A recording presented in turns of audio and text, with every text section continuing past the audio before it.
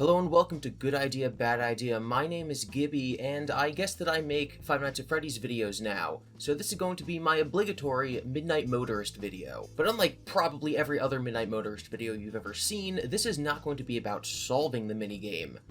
It's going to be about ruining it for everyone forever.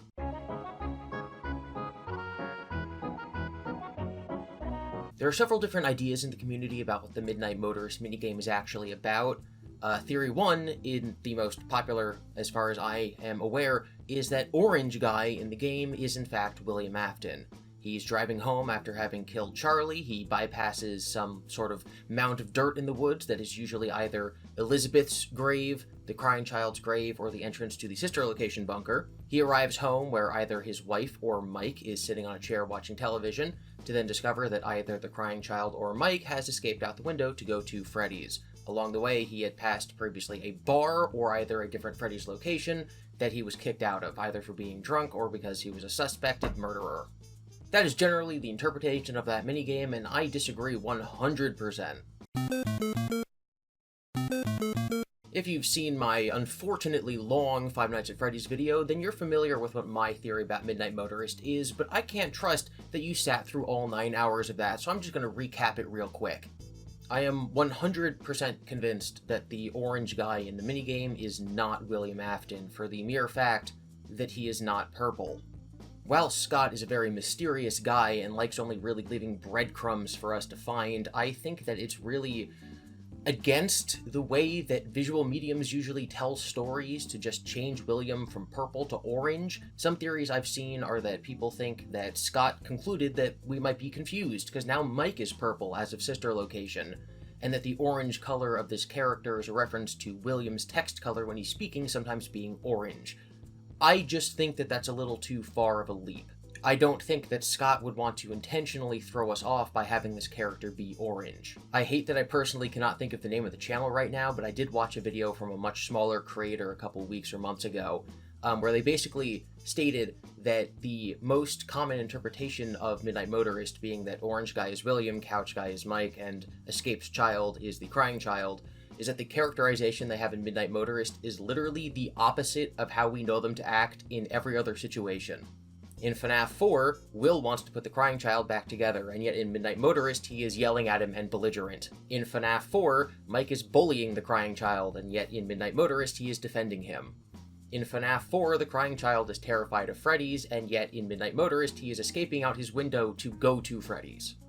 I'm not saying that those theories don't have any merit, I just personally find it very difficult to get past the initial disbelief of having to think that Scott intentionally made his character orange, and that for some reason decided to change the characterization of the only 3 characters involved. It's not so much that it's impossible from a logical or from a theory standpoint, it would just be poor storytelling if that was what was going on. And I have always and always will view FNAF as a story first and a puzzle box second. So my theory, as I put forward in my extremely long video, is that Orange Guy is the father of one of the MCI victims. Person on the couch is his wife, or maybe his father, who is like a babysitter to his child, doesn't really matter. But Orange Guy is a belligerent, drunk, abusive father who creates a very unstable home life for his child. His child, who then wants to escape this abusive home life and finds joy in Freddy's, sees an animatronic, or just a Freddy's character, outside his window. This is very likely to be William, whether in a cloth suit like we see in Help Wanted, or in his springlock suit. Now, I know it's raining in Midnight Motorist, but my argument is that in the previous section, in the real gameplay section actually called Midnight Motorist, not the section that we call Later That Night, but in Midnight Motorist, it is not raining. There's really no indication of when it started raining or when it didn't, and so the fact that William could have been out in his springlock suit outside the kid's window does not mean that the spring locks would have triggered, because we don't know if it was raining when the kid escaped. Anyway, so William sees this kid at Freddy, sees that he has an abusive home life, thinks he's an easy target for kidnapping, walks over to the guy's house, and then he does exactly what Toy Chica describes in UCN. I told him to come over later. That should be enough. And if he doesn't show up, I'll just go to his house. And if he doesn't open the door, I'll just find a window. Lures the kid outside, takes him to Freddy's, kills him, stuffs him in a suit. The point of the story would be to add context and lore to what at the time was the final game in the series. We saw Susie getting kidnapped, we saw Charlie's death, but from a more detailed perspective, and also to clarify that Charlie was a girl, which is of course a retcon from FNAF 2, and now we are once again seeing another MCI victim. William went to his house, he dresses in costume to lure kids out, and he picks on kids who are emotionally damaged, or at the time are very susceptible to a adult figure who is trying to provide them joy. He finds Susie because she's sad that her dog dies. He finds this kid because he comes from an abusive household. My main issue with grand sweeping theories about lore revelations for the whole series, like the one that FNAF made, is that I don't think it makes sense for Scott to have used this one little mini-game to tell us that the crying child is a robot. It's not that I think it's impossible, and it's not that I totally see how those pieces of evidence fit together, which I do, and I really like that video. Personally, I just like to go into the story assuming that Scott is a competent storyteller, and there's no way that he would use a mini-game in, again, what at the time was going to be the final game in the series, to drop us some significant lore information. I really think that it's only giving us some background info. And yes, I am kind of just assuming that FNAF 6 was supposed to be the end of the series. I don't think Scott ever intended it to be the end of the franchise, but it was wrapping up the story that had been told thus far. It was wrapping up loose ends. I don't think wrapping up loose ends involves including details that totally throw our entire understanding of the series out of whack. I really think that this small minigame only included a small detail for us to learn about the backstory, which is, here's how one of the MCI victims went missing. As I pointed out in my other video, the mound of dirt in the woods is on a patch of ground that very much is in the shape of a house with a porch. This is of course a very odd detail, but I think that this is meant to help us place where this is in the timeline. We know that William Afton owned two houses. There's the one that we see in the mini-games in FNAF 4, which is like right by Fredbear's, and theoretically would be the one that William was in before any of his children died, and therefore before him and his wife divorced, which is the main theory that people have for what happened to Mrs. Afton. And then we know that he ends up in a different house later. That's the one that we play as in the nighttime gameplay of FNAF 4, a house that has a completely different layout to the one in the mini-games. So at some point, William Afton owned two different houses. I think that this clearing in this woods, where they are clearly building something house-shaped with a mound of dirt in the ground, is implying that they are breaking ground on this construction of this new house. That firmly places the events of Midnight Motorist and later that night, sometime after FNAF 4, because it would have been after the divorce, but not so long in the future that Sister Location would have happened, because of course, the bunker for Sister Location is underneath William's second house. So I think that this tiny little insignificant detail in the minigame is a tiny little insignificant detail in the story of the entire franchise.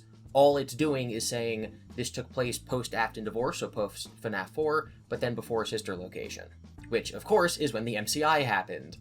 There's other details that obviously theorists like to look at that I personally think are just coincidences, like the fact that the rain graphic, both in the Security Puppet minigame and in Later That Night, are the same. I think that's just Scott reusing an asset.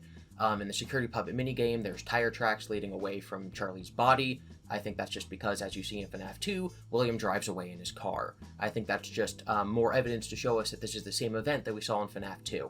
I don't think that that's a clue that this happens, and then because then we see Orange Guy in a car later, that necessarily follows that. The fact that the minigame is called Later That Night, people like to say would be after Charlie's death, but I don't think that that's a huge lore hint. I expressed this opinion in my very long video, that I think that the main gameplay section is Midnight Motorist, and thus it takes place at midnight, and that the minigame that happens right afterwards, being called Later That Night, is later from Midnight Motorist. It is after midnight on that same night. You have Orange Guy speeding down the highway, and then you have him going home. So it is later that night. And then Junior's is just a bar that he got kicked out of because he met the local limit and got drunk. And if I stopped here, this video would be called Solving Midnight Motorist, and there'd be a very clickbaity thumbnail with like a circle around Orange Guy, and then like an arrow to like one of the kids' corpses. But that's not what we're doing, because unfortunately, one of my commenters in my very long Five Nights at Freddy's video ruined Midnight Motorist for me forever.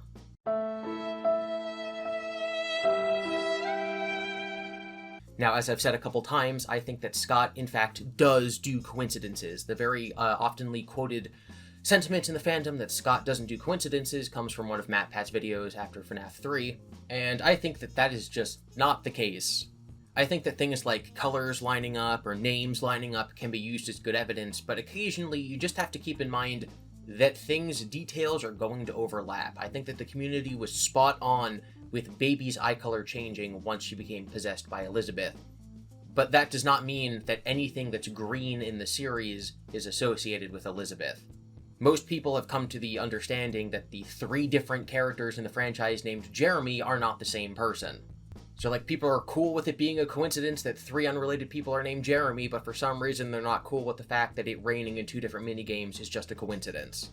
The Midnight Motorist car is purple, so it must be William.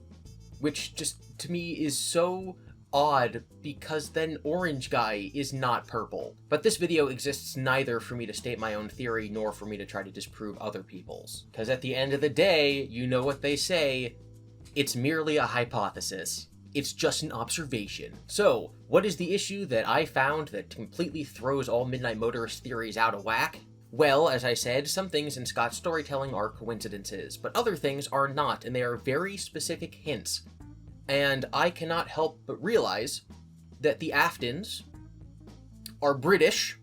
I personally think this was a phenomenal choice by Scott, because it immediately allows us to know that whenever a character is speaking with a British accent, that it's an Afton. We don't need Mike to say, "Father, it's me, Michael," because the moment that he's speaking in a British accent, we know that he's related to William. Same thing with the little girl Elizabeth in Sister Location.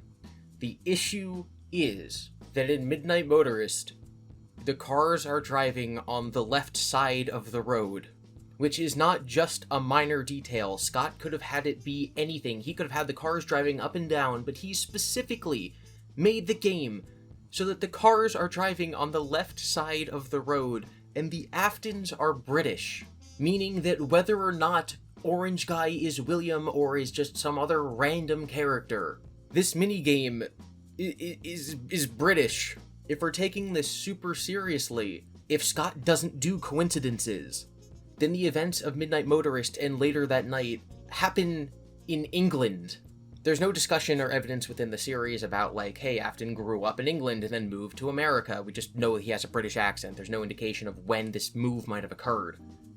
But if the events of later that night are happening in England, then suddenly this opens up the possibility that the escaped child out the window is William as a kid, that Orange Guy is William's father, which of course makes sense, because if the Aftons are going to be depicted as like little blocky guys that are one solid color, it makes sense for Michael's grandfather, William's father, to also be a blocky guy that's one solid color, but he can't be purple because William's purple, so he's orange. And it also makes sense for William to come from a broken home, because he's kind of a messed up guy. And I'm not saying I believe this, I'm not saying that this is fact or that I'm going to go forward and build timelines off of this conclusion, but just opening up the possibilities and looking at the detail that the cars are driving on the left makes me wonder and try to follow down the thought process that Orange Guy is William's father, and this is depicting William escaping from his abusive home life when he's a child. What's the mound in the woods in that scenario? I don't know. What's the animatronic footsteps outside the window? I don't know. Personally, I think one of the bigger flaws in FNAF theorizing is people who try to fit every single detail into one theory. Like, there needs to be some overarching theory of everything to explain every single little detail. Personally, I think that looking at a small detail in something depicted in the games and not knowing what it means might actually lead to more discoveries than just sort of shoehorning things into it to make sure that you cover all of your bases. Like every video that I make, this is not intended to, like, draw conclusions about anything. It's just, like, stupid ideas I come up with that I am hoping other people in the community take and run with. Ozone, ID's Fantasy, and MatPat have basically already stated that they're not going to watch my really long video. But I really hope that at least one of the other FNAF tubers watches this and adds on their ideas, because at the end of the day, I'm not an expert in this topic. I've never read any of the books. I have no idea what I'm talking about. I'm just here with a fresh perspective spitting out ideas. So thank you for watching. I do not intend on turning this channel into a Five Nights at Freddy's theory channel, but I will of course be uploading more videos basically whenever new ideas come to me. There's going to be a lot of non-FNAF videos in the near future, so if you like the way that I tell stories and articulate things, maybe you can check those out. And remember, the R in Freddy's stands for respect. So don't go spamming or yelling at any other theory channels. Thank you for watching. Still trying to work on that ending bit, but I think it's a good start.